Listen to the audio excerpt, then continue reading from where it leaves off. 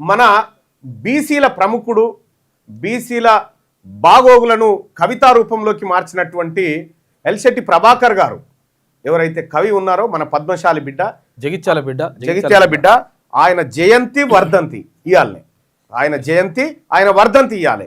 వాస్తవానికి చాలా సామాన్యమైన పదాలతోటి చాలా గొప్పగా ఆలోచించేటువంటి ఒక అద్భుతమైన కవితల్ని ఆయన సృష్టించగలిగిండు.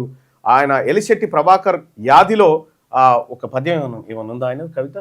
ఒక నక్క ప్రమాణం చేసిందట. అగో ఇది ఆయనే రాసిండు. ఒకసారి దేశం తల అవతల పెడదామంటే ఒకటే యుద్ధాల గోల, పోనీ లోపలికని ముడుచుకుందామంటే రోత రాజకీయాల రోద, కాసేపు నిలబడన్నా ఉందామంటే టక్కున నెత్తిని తాకి బొప్పి కట్టించే నిత్యావసర వస్తువుల ధరలు అంటూ అసలు ఎంత చిన్న పదాలతో ఎంత అద్భుతమైనటువంటి కవితలు తీసుకొచ్చిండు ఎల్శెట్టి ప్రభాకర్ గారు. ఆయనది జయంతి వర్ధంతి ఒకే రోజు, ఆయన పుట్టింది ఆయన చనిపోయిన డేట్ కూడా ఒకటే రోజు.